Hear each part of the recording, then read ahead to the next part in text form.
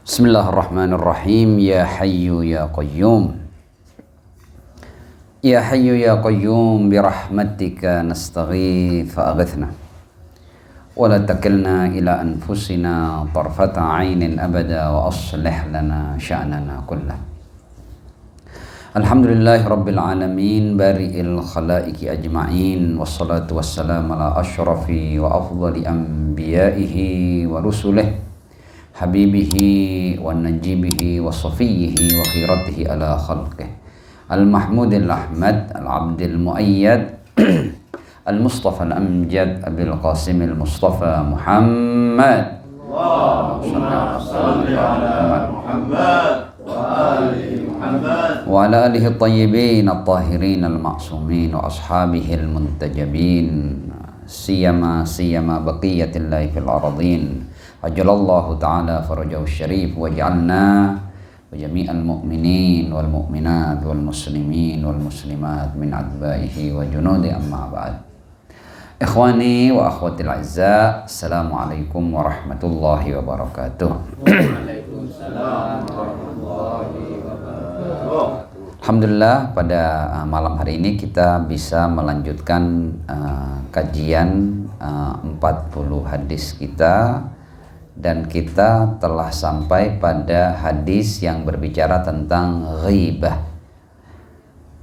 Dan pertemuan kita pada malam ini adalah pertemuan kedua terkait dengan hadis ghibah ini.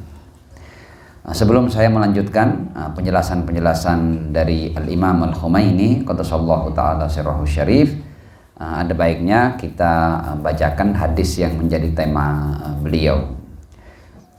Terkait dengan ghibah ini, Imam Khumaini membawakan hadis dari Ar-Rasul sallallahu alaihi wa alihi. Kala beliau berucap, al-ghibatu asra'u fi dinir rajulil muslim minal aklati fi jawfih. Yang artinya bahwa perbuatan ghibah atau menggunjing, ya, membicarakan keburukan orang itu lebih cepat dalam menghancurkan agama seseorang, ya, seorang muslim, daripada al-akla fi jawfi, daripada sejenis penyakit yang menggerogoti tubuh manusia dari dalam. Kemudian hadis lain dibawakan oleh Imam Khumaini terkait dengan ghibah ini yang menjadi topik bahasannya. Rasul sallallahu alaihi wa alihi berkata, al-julusu fil masjid intidharus shalah ibadatun ma lam yuhdits. Kata Rasul, duduk di masjid, ya, menunggu waktu sholat adalah ibadah. Jadi kalau kita datang ke masjid lebih dahulu, ya, menunggu waktu sholat, itu dihitung sebagai ibadah. Kita menunggu saja di masjid itu adalah ibadah. Tapi malam yuhdits, ya, selama tidak yuhdits. Qila ya Rasulullah, orang-orang bertanya, apa wa ma yuhdits? Qala al-ightiyab, yaitu menggunjing. Jadi kadang-kadang kita ini di tempat yang baik, yang sekedar kita menunggu saja itu kita akan mendapatkan pahala. Tapi karena kemudian waktu menunggu itu kita pakai untuk menggunjing, akhirnya kita tidak mendapatkan pahala, malah mendapatkan dosa. Dan seringkali kita ini bahkan di tempat-tempat yang penuh berkah seperti masjid, ketika kita punya waktu luang, kita berbincang-bincang, setan pandai memanfaatkan waktu yang seharusnya menjadi ibadah bagi kita itu dirubah menjadi waktu yang mendatangkan dosa dengan kita menggunjing atau membicarakan keburukan orang lain. Nah, kita kemarin sampai pada latar belakang ghibah. Kenapa sih kemudian seseorang itu kok gemar menggunjing? Ya, ada apa nikmatnya, apa enaknya? Dan memang sepertinya menggunjing itu, membicarakan keburukan orang lain itu adalah saat-saat yang menyenangkan, ya, bagi sebagian untuk mengisi waktunya. Jadi seperti majelis itu ada bumbunya kalau kemudian ada orang yang kemudian di majelis berbicara tentang keburukan orang lain. Dan semakin seseorang itu berani berbicara tentang keburukan orang lain, biasanya semakin banyak pendengarnya, semakin banyak peminatnya.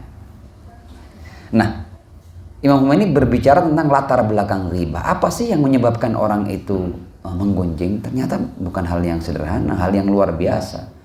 Orang menggunjing itu ternyata kalau mau ditelusuri lebih dalam, ternyata iman belum masuk lagi di hatinya. Karenanya dia tidak takut ya, untuk membicarakan keburukan orang lain.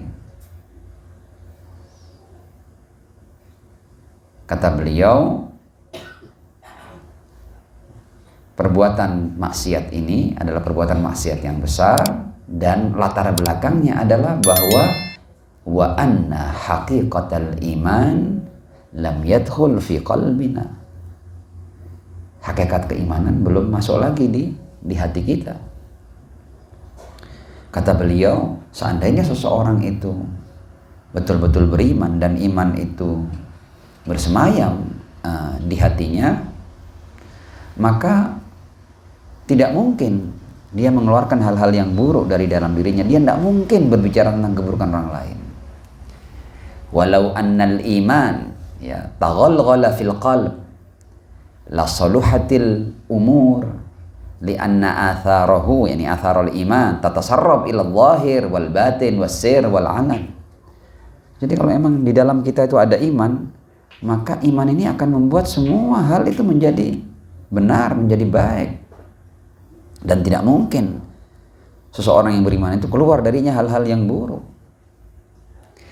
Karenanya kalau kemudian seseorang itu masih menggunjing, kita tidak usah bicara orang lain, kita bicara diri kita. Kalau seandainya kita masih pada satu kesempatan dan lain hal kita menggunjing, kita berbicara kejelekan orang lain, berarti kita perlu memperbaiki keimanan kita. Berarti belum selesai, iman belum bersemayam dalam hati kita. Fala budda min mu'alajatil batin wa amradil qalb. Nah,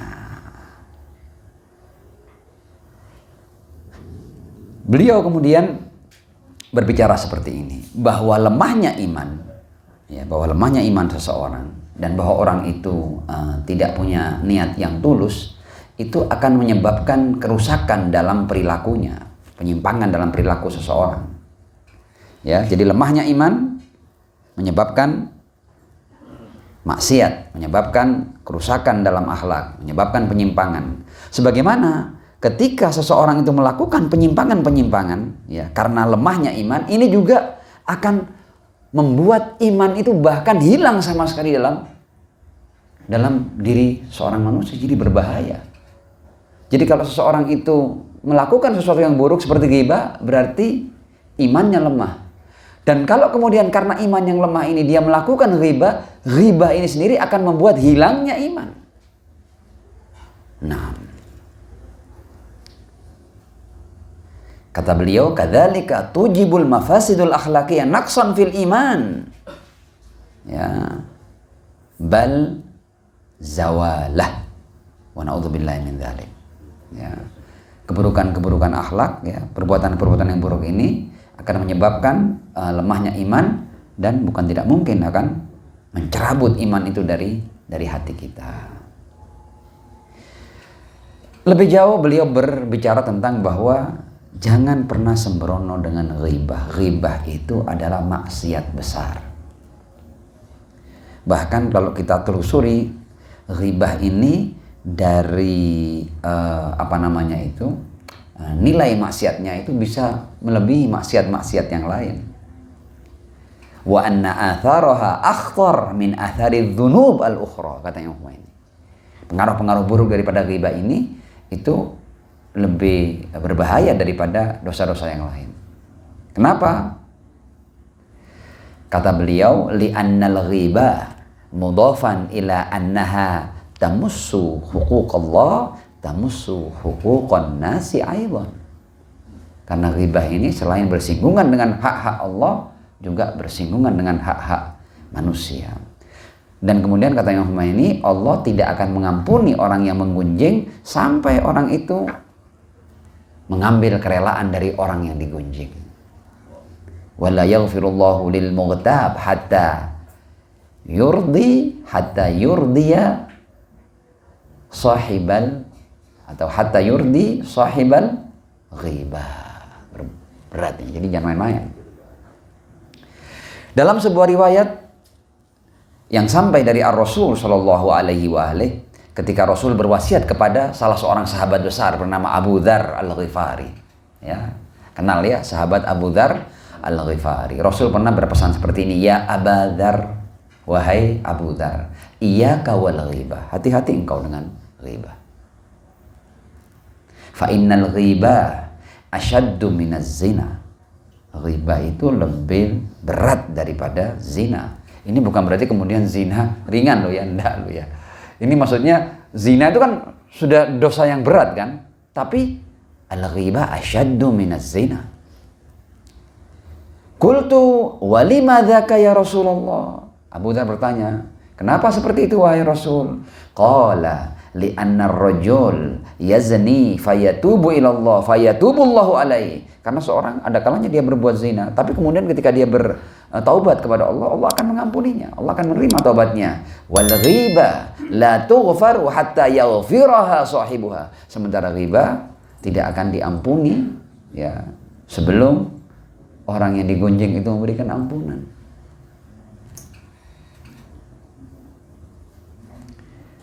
Jadi ghibah ini kita tidak hanya bermasalah dengan Allah, tapi bermasalah dengan Allah dan manusia.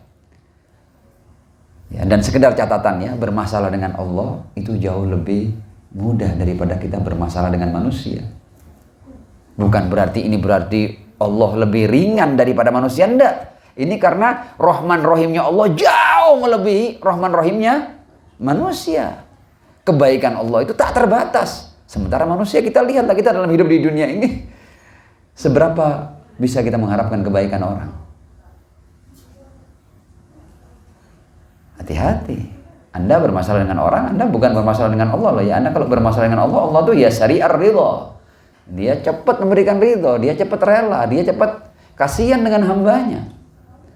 Kalau Anda bermasalah dengan Tuhan, mudah.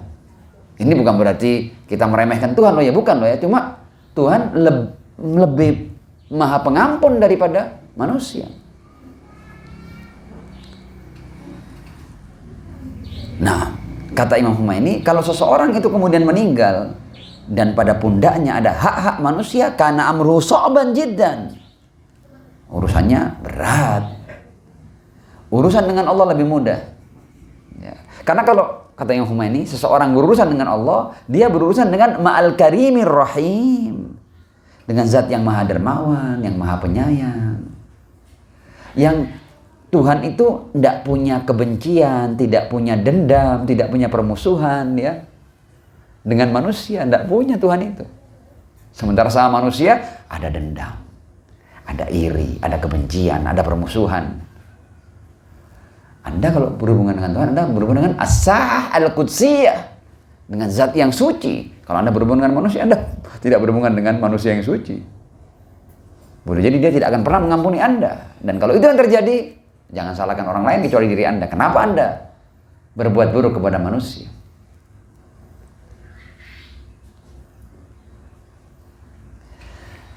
Kata Imam Khomeini, kalau Anda berurusan dengan hak-hak manusia, manusia itu punya sifat-sifatnya manusia.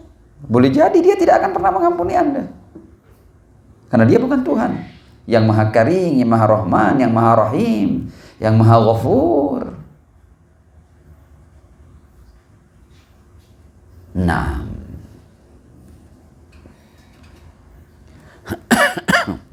sallu ala Muhammad wa ali Muhammad.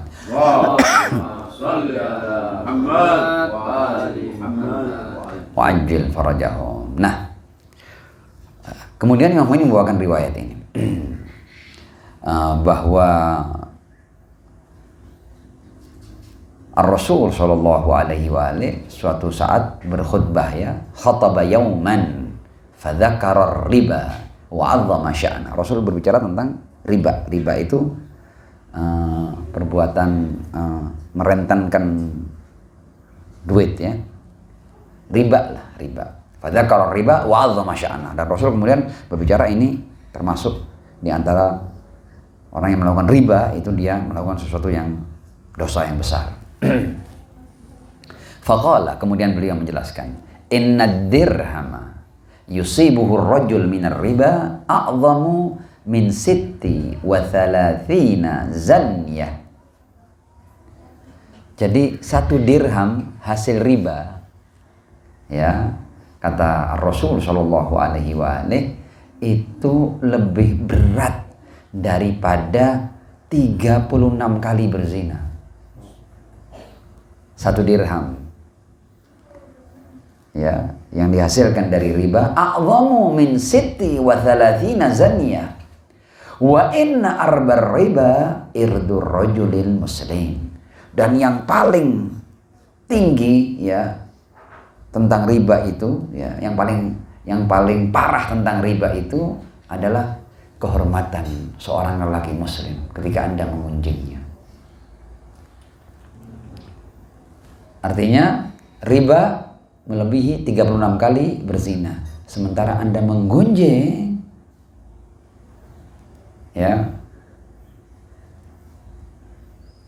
seorang muslim, menjatuhkan kehormatannya dengan mengunjingnya, membicarakan keburukannya, itu adalah tingkat yang paling parah daripada riba. Wa inna arbar riba irdur rajulil muslim. Ar-Rasul Shallallahu Alaihi Wasallam kemudian juga berkata, yang riwayat ini juga disebutkan dalam 40 hadis Imam Humaini, ketika beliau menjelaskan ghibah ini, manar fil yabsi bi asra minal ghibati fi hasanatil abd. Api itu, ya, terhadap hal yang kering tidak lebih cepat daripada ghibah terhadap kebaikan-kebaikan seorang hamba. Jadi kan kalau api itu mengenai hal-hal yang kering, ya, entah itu daun yang kering, kayu yang kering, pakaian yang kering, itu api cepat melahap hal yang kering. Dan ketahuilah bahwa ghibah itu dalam menghancurkan, membinasakan, melumatkan kebaikan-kebaikan seorang hamba lebih cepat, ya, daripada api terhadap hal-hal yang kering. Manaru fil yabsi bi asra minal ghibah fi hasanatil abd. Nah, kemudian Rasul menceritakan sebuah peristiwa dalam nanti perhitungan di hari kiamat, ya. Yu'ta bi ahadin yaumal qiyamah. Ya, seseorang dihadirkan, ya, di hari kiamat, yuqafu baina yaday Rabb azza wajal. Dia dihadapkan pada perhitungan Allah Subhanahu wa taala. Wa yudfa'u ilaihi kitabuh. Kitab amalnya diberikan padanya. Fala yara hasanatihi fi. Dia lihat bukunya, loh, kok enggak ada kebaikan sama sekali. Mana kebaikan-kebaikanku? Kosong sama sekali dari kebaikan. Fayaqul, kemudian orang itu berkata, ilahi, wahai Tuhanku, laisa hadza kitabi, ini pasti bukan kitabku, pasti keliru ini. Fa inni la ara fihi hasanati, aku sama sekali tidak melihat kebaikan-kebaikanku di buku amal ini pasti bukan buku amalku. Aku ini hidup cukup lama, dan katakanlah aku, meskipun aku bukan manusia yang suci, aku juga berbuat dosa, tapi aku juga berbuat sekian banyak kebaikan, tapi di mana seluruh kebaikanku? Masa satu kebaikan tidak ada?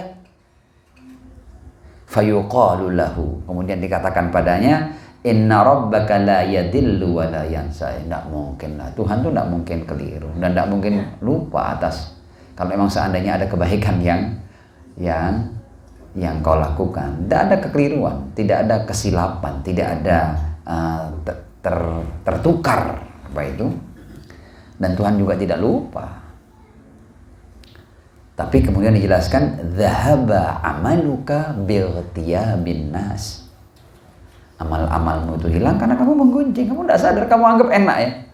Saat-saat ketika duduk bareng ketawa-ketawa, berbicara tentang keburukan orang, kamu anggap enak, ya. Itu gerogoti amal baikmu. Tsumma yu'ta bi akhar. Ini satu peristiwa, ya, begini, ya, di hari kiamat. Tsumma yu'ta bi akhar. Kemudian orang lain didatangkan, dihadapkan pada perhitungannya. Wa yudfa'u ilaihi kitabu, diberikan padanya kitabnya. Fayara fihi ta'atin katsirah. Dia melihat kitabnya, loh, kok jadi banyak perbuatan-perbuatan baikku ini. Dia tidak merasa berbuat sekian banyak. Kok bukuku ini banyak ketaatan-ketaatan yang tercatat di sini. Padahal aku tidak seperti itu. Fayara fihi ta'atin katsirah fayaqulu ilahi. Ya. Wahai Tuhanku, ma hadza kitabi, ini pasti bukan kitabku. Fa inni ma amiltu hadhihi ta'at, aku di dunia tidak pernah melakukan ketaatan-ketaatan ini. Ini bukan aku ini. Fa yuqalu lahu, kemudian dikatakan padanya, inna fulanan irtabaka. Fulan itu ketika di dunia itu sering menggunjingmu. Fadufi'a hasanatuhu ilaik, maka diberikan kebaikan-kebaikannya padamu. Alangkah meruginya kita. Wa na'udzubillahi min dzalik. Imam Humaini lagi-lagi membawakan riwayat wa anin nabi sallallahu alaihi wa alihi adnal kufr, Allahu akbar, adnal kufr, serendah-rendah kekufuran, ayyasma'ar rajulu min akhihi kalimatan, seseorang mendengarkan satu ucapan dari saudaranya, yahfadhuha alai, tapi dia simpan ucapan itu, cerita itu, yuridu ayyafudhahu biha. Ucapan disimpan karena katakanlah seorang itu pernah entah itu keliru ngomong, entah ucapan itu bisa menjadi bukti akan keburukan orang itu, tapi kemudian disimpan, diingat-ingat, di memori sama dia. Tujuannya apa? Suatu saat nanti aku bongkar bahwa kamu pernah ngomong ini. Orang yang melakukan ini, ya, ulaika la khalaqa lahum.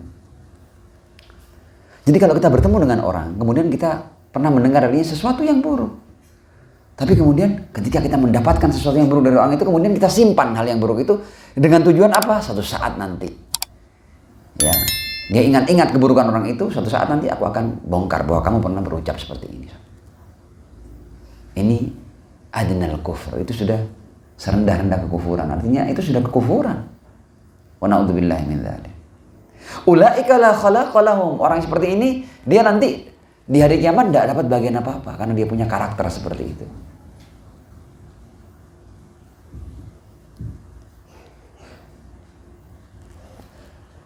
Al-Imam Al-Humaini qaddasallahu ta'ala sirrahu syarif kemudian menjelaskan lebih jauh tentang ghibah ini. Beliau berkata bahwa ghibah ini selain ghibah itu sendiri dosa, tapi ghibah ini juga akan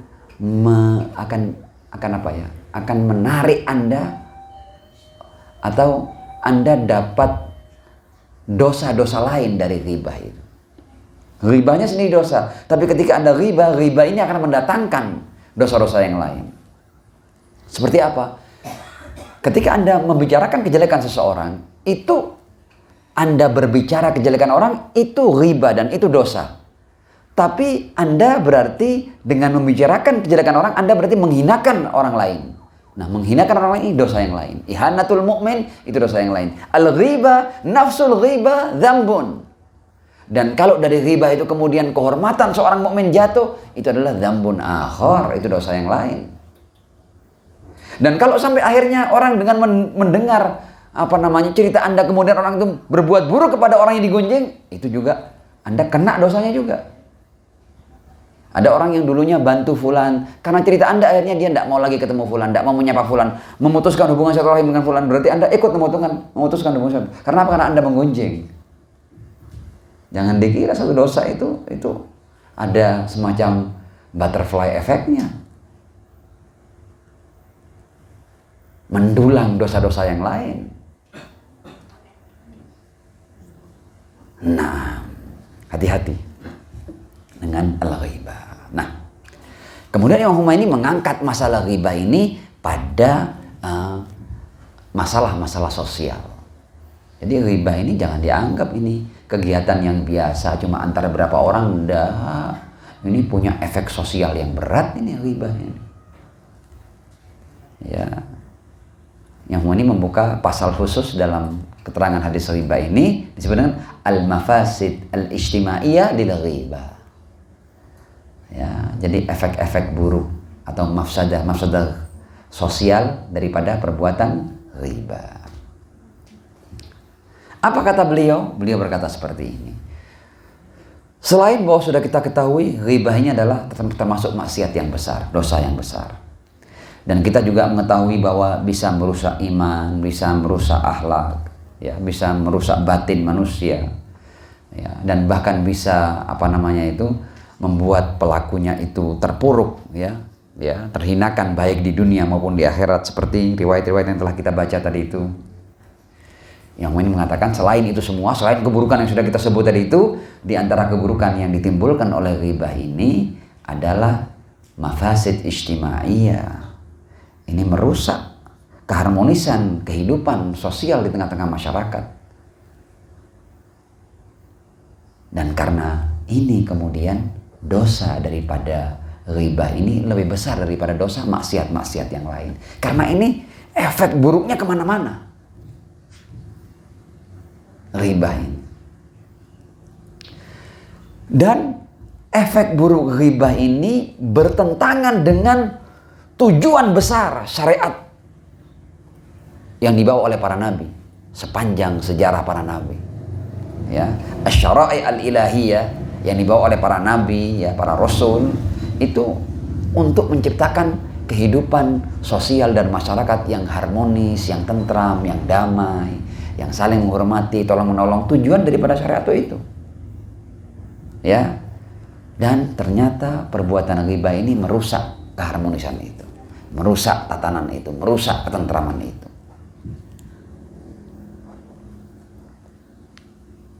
Nah,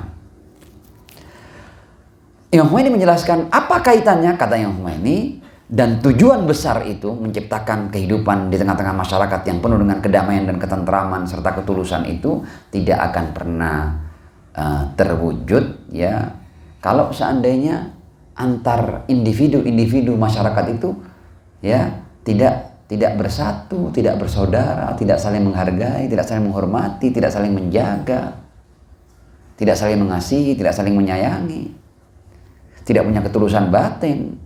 Tidak akan terjadi itu.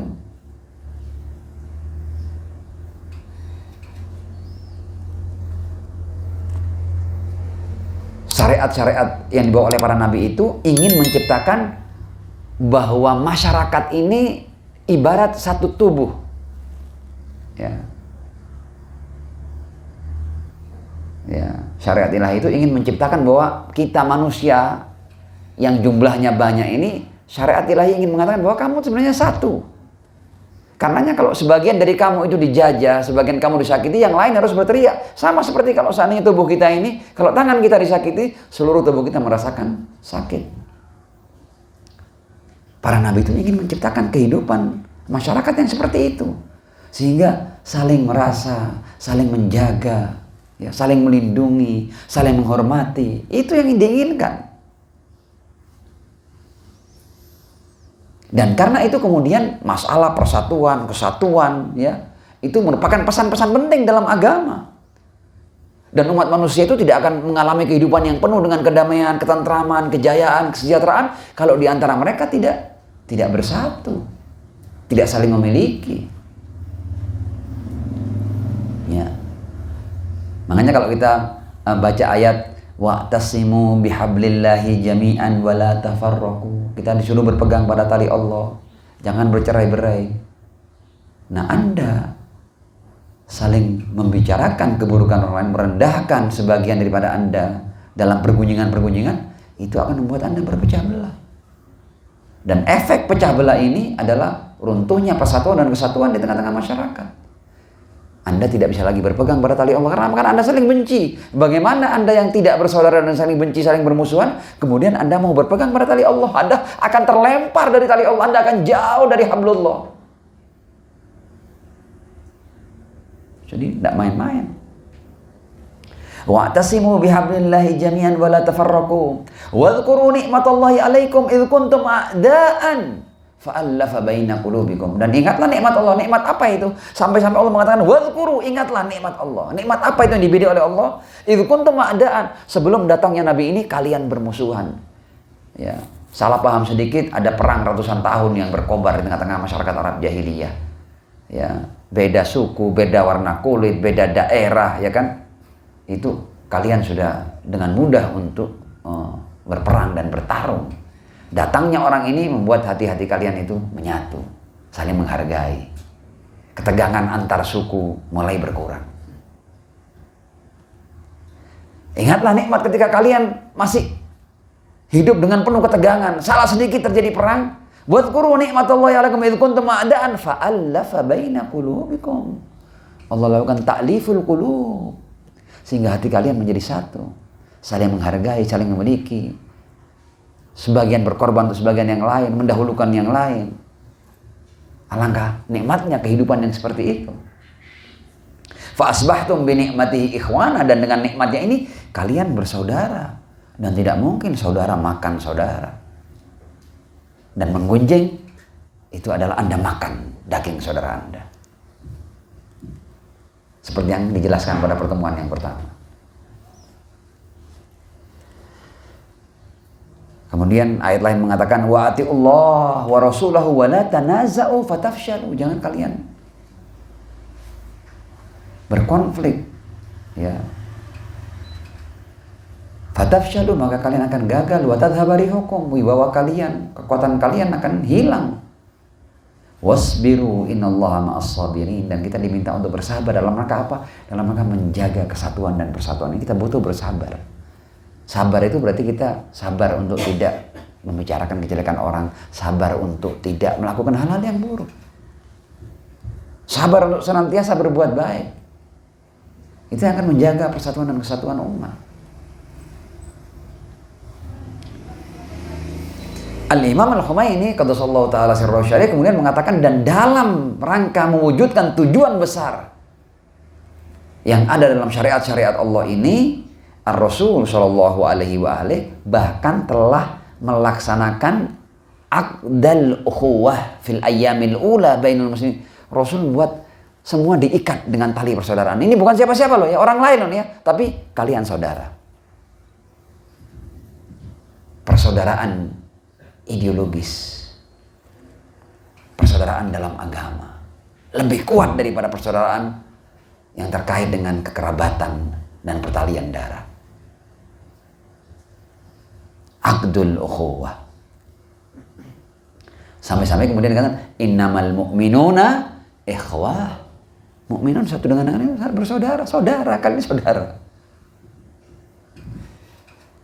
Dan ini statement Al-Quran, statement langit ini, bukan dibuat-buat, bukan basa-basi ini. Innamal mu'minuna ikhwah.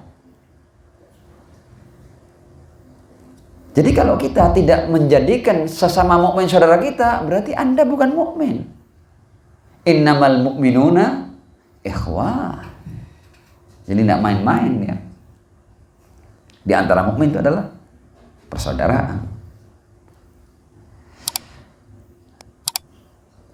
Imam Khumaini kemudian membawakan riwayat ini dari kitab Al-Kafi, ya, Anil Arqufi, ya, Arqufi ini perawi berkata, sami'tu Aba Abdillah alaihissalam yaqul li ashabih. Aku mendengar Al-Imam Ibnu Rasulullah alaihissalam berkata kepada sahabat-sahabatnya, ittaqullah, bertakwalah kalian kepada Allah. Wa kunu ikhwatan barara fillah, dan jadilah kalian saudara-saudara yang baik di jalan Allah. Mutawassilin, kalian saling berhubungan, menyambung tali silaturahmi sehingga kalian tahu dia butuh apa, dia kurang apa, dia perlu apa. Mutawassilin, mutarahimin, saling menyayangi, saling mengasihi. Tazawaru, saling berkunjunglah. Watalaku, saling berjumpalah. Watadzakaru amrona, dan dalam perjumpaan kalian hidupkan urusan-urusan kami. Risalah Allah, agama yang dibawa oleh Ar-Rasul Sallallahu Alaihi Wahyuhu, dan hidupkanlah. Dan bagaimana Anda bisa menghidupkan perkara kami dan risalah ilahi kalau Anda sendiri bercerai-berai, Anda sendiri tidak saling menghargai? Bagaimana Anda bisa menghidupkan? Nah, riwayat lain yang dibawa oleh Imam Khumaini juga dalam menerangkan hadis riba ini, an Abi Abdillah alaihissalam, dari Al-Imam Rasulullah alaihissalam berkata, qala yahiqqu 'alal muslimin al-ijtihadu fit tawasul wat ta'awun 'ala ta'atuf wal muwasat li ahli al-hajah. Kata Imam Rasulullah alaihissalam, layak ya bagi seorang muslim itu untuk bersungguh-sungguh ya dalam mewujudkan hubungan di antara mereka, at-ta'awun, saling tolong-menolong di antara mereka, kemudian saling mengasihi, ya, berbagi, ya, atas mereka yang membutuhkan. Wa ta'atuf ba'dihim ala ba'd, ya, saling mengasihi, hatta takunu kama amarakumullahu azza wa jalla, sehingga kalian menjadi seperti yang Allah perintahkan kalian untuk menjadi seperti itu. Apa itu? Ruhama bainahum. Ya, kalian saling mengasihi di antara kalian. Ruhama bainahum. Bukan main-main. Nah, kalau kita beragama kemudian kita tidak menjalankan perintah Tuhan, kita ini pakai agamanya siapa? Dan Anda jangan tunjuk orang lain. Anda pastikan diri Anda termasuk orang-orang yang ruhama bainakum. Anda harus jadi pelopornya. Pastikan diri Anda termasuk orang yang ingin menebar kasih, ingin menebar sayang, ingin berbagi kebaikan.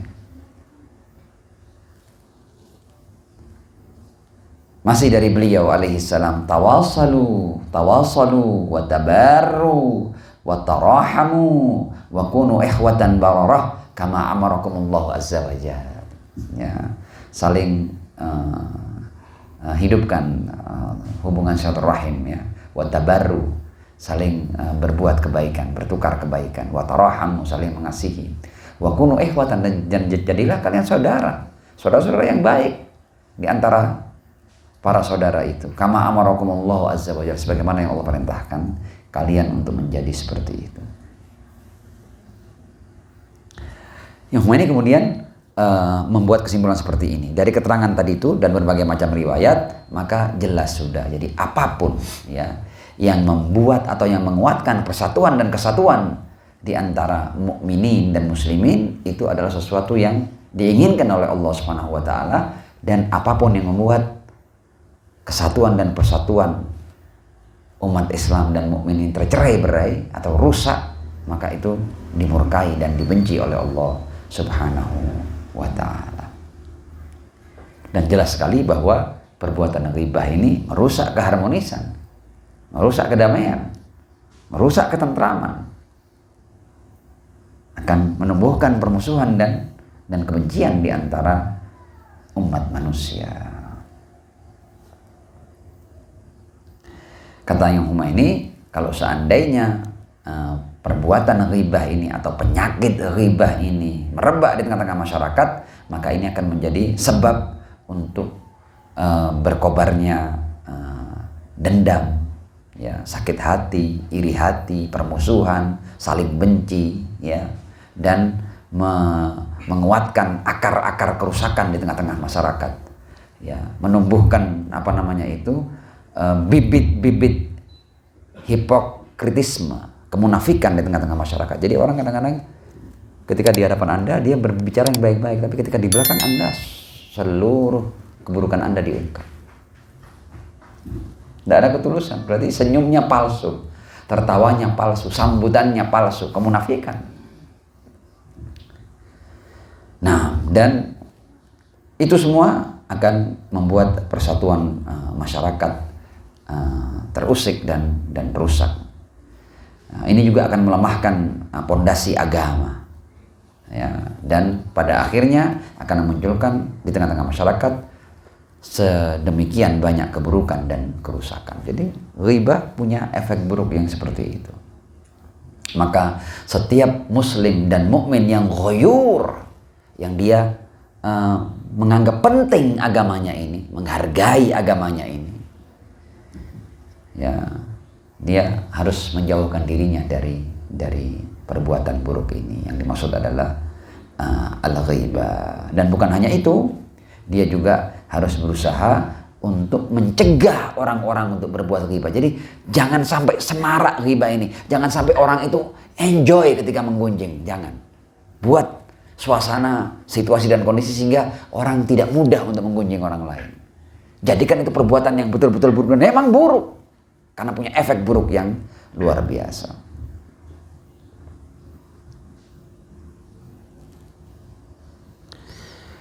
Dan seorang muslim harus segera bertaubat kalau seandainya dia menemukan penyakit ini ada pada dirinya, ya, dan dia segera untuk meminta halal, ya, atau meminta ampunan dari orang yang dia gunjing, ya. Dan kalau seandainya itu pun tidak mungkin, ya, maka cara lainnya adalah dia memintakan ampun untuk orang yang dia gunjing dari Allah Subhanahu wa taala, dia ganti. Ya. Di antara cara kita mendapatkan ampunan Allah atas orang yang kita gunjing, kalau kita tidak bisa langsung meminta istihlal ya padanya, kita pertama kita berhenti menggunjing dan kemudian kita angkat tangan, kita memintakan ampun tentunya sebagai ganti atas gunjingan-gunjingan kita. Nah, kita masih punya waktu atau masih ada ya? Nah, kalau masih ada kita akan lanjut ma'as-sholati ala Muhammad wa ali Muhammad.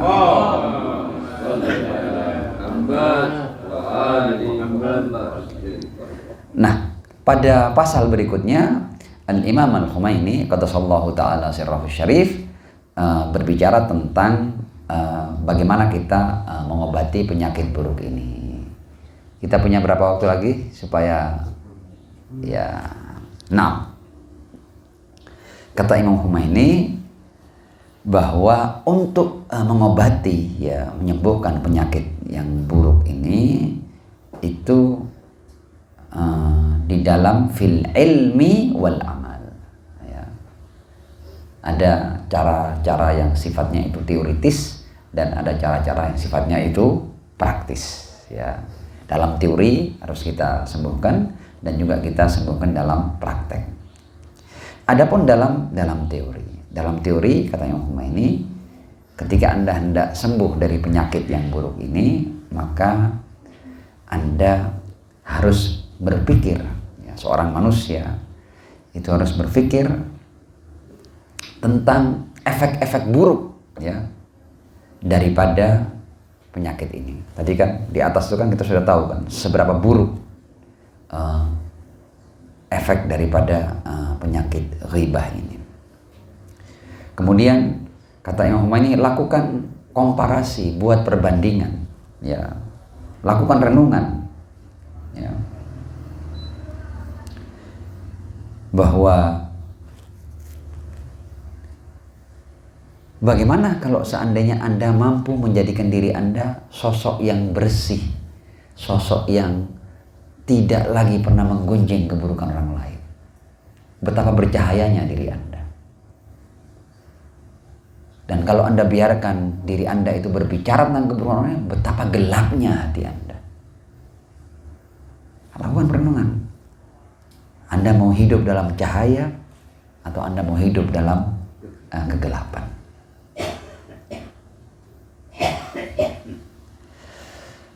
Imam Khumaini kemudian mengatakan bahwa kenapa orang itu sulit untuk melepaskan diri dari pergunjingan, karena pergunjingan itu sesuatu yang mendatangkan perasaan lega dan kepuasan. Orang itu kadang-kadang dia merasakan kenikmatan tertentu dalam pergunjingan. Ya, dan kesenangan itu kata Imam Khumaini, orang yang bodoh dianggap itu sesuatu yang dia bisa menikmati saat-saat ketika dia ngobrol bareng. Itu saat-saat yang asyik lah. Kalau artinya kemudian dalam kita ngerumpi itu kita membicarakan keburukan orang lain. Itu kita merasakan semacam kesenangan, kepuasan batin lah. Padahal itu tipuan kata Imam Khumaini. Imam Khumaini, boleh jadi Anda saat mengunjing Anda tertawa, Anda tersenyum, Anda bahagia. Ya, boleh jadi. Tapi ingat bahwa senyuman-senyuman sejana Anda di dunia itu yang mungkin hanya beberapa jam saja itu akan berakibat pada kesengsaraan abadi. Jadi jangan pernah Anda jual ya kebahagiaan abadi, atau Anda jangan pernah membeli kenikmatan sesaat ya, keasyikan sesaat dalam menggunjing yang kemudian sebagai akibatnya Anda mendapatkan kesengsaraan abadi dalam kehidupan berikutnya. Anda mengalami kerugian kata Al-Imam Al-Khumaini. Kemudian kata beliau, kalau Anda berpikir Anda ketika menggunjing, Anda juga sedang menjatuhkan diri Anda di tengah-tengah masyarakat. Jadi orang yang memang gemar menggunjing, orang lain juga menganggapnya rendah.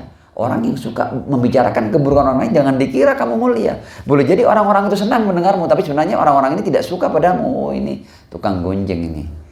Anda hati-hati dengan orang-orang ini, tidak segan-segan untuk membicarakan keburukan orang lain. Nah, lihat, setiap dia kali duduk, dia pasti berbicara tentang keburukan orang. Kadang fulan yang digibah, kadang fulana yang digibah, kadang fulan di sana. Artinya tidak ada orang yang selamat dari lidahnya. Jangan dikira ketika mereka mendengar Anda, kemudian Anda dapat tempat yang istimewa di hati para pendengar Anda jatuh. Bahkan di hati para pendengar Anda dianggap orang yang berbahaya. Ini orang yang tidak bisa jaga mulutnya. Hati-hati Anda. Kalau Anda ini, dia akan berbicara tentang keburukan Anda di mana-mana. Jadi penggunjing itu juga akan mendapatkan predikat yang negatif dari sekitarnya.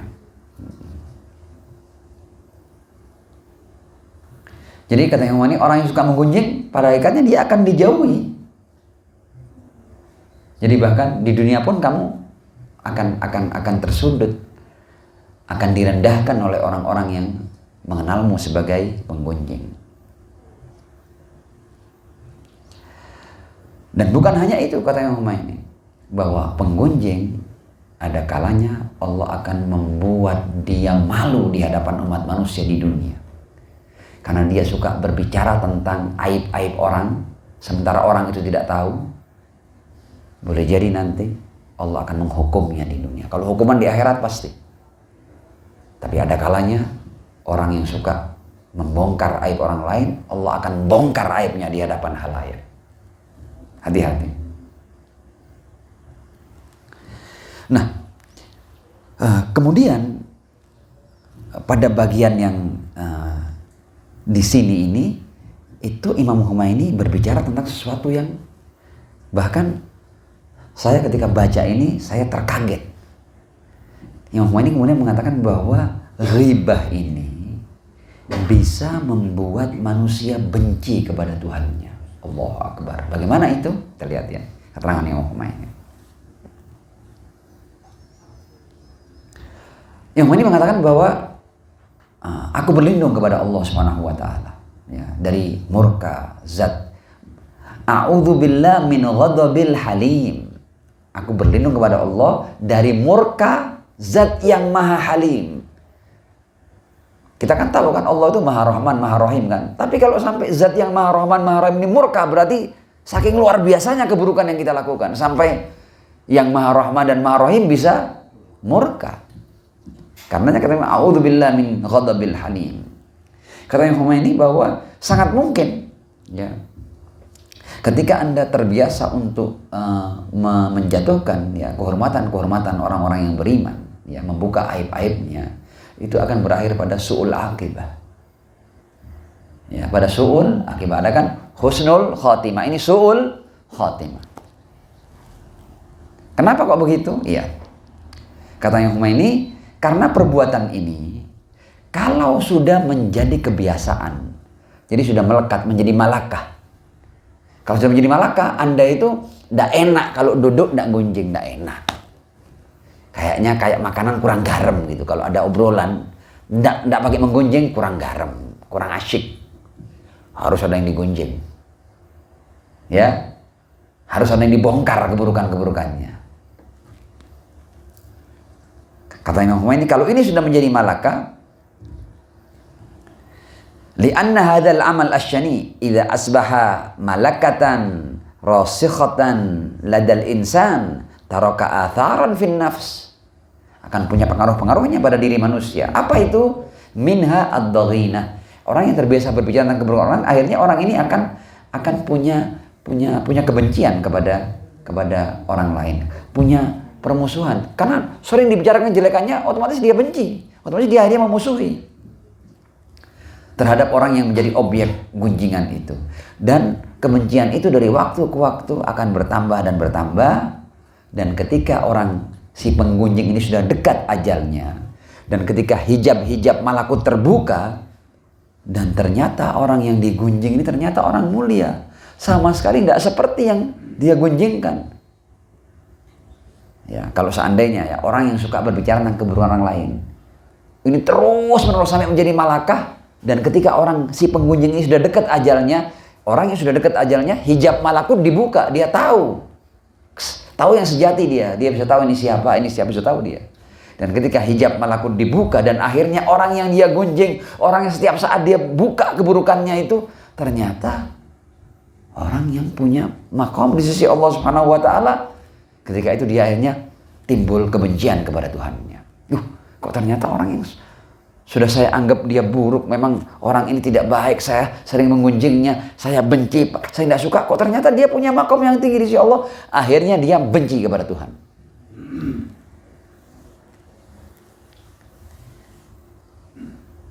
Dan kalau itu yang terjadi, ya,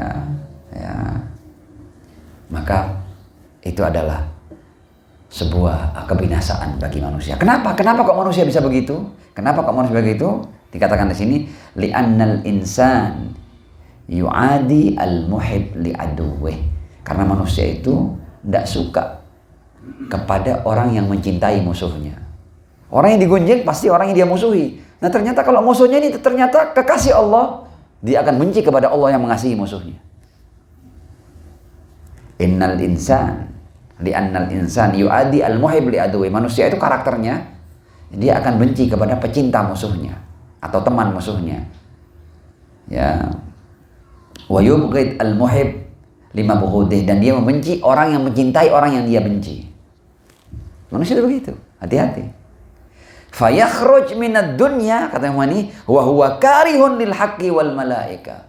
Maka dia akan keluar dari dunia ini sementara dia mempunyai sikap yang benci dan tidak suka, tidak terima atas apa yang Allah berikan kepada orang yang dia musuhi itu. Jadi dia menolak pemuliaan Allah atas orang yang setiap saat dia gunjing itu. Fayakhruj minad dunya wa huwa karihun lil haqq. Ya, dia tidak suka pada Allah, pada kebenaran. Dan kalau itu yang terjadi, maka dia akan mengalami kesengsaraan yang abadi. Nah, ternyata pertemuan yang kedua ini pun ya tidak bisa kita selesaikan keterangan Imam Khomeini terkait hadis ghibah ini. Mau tidak mau kita insya Allah akan melanjutkan pada pertemuan yang ketiga insya Allah. Tsummal afwa minkum. Wassalamualaikum warahmatullahi wabarakatuh.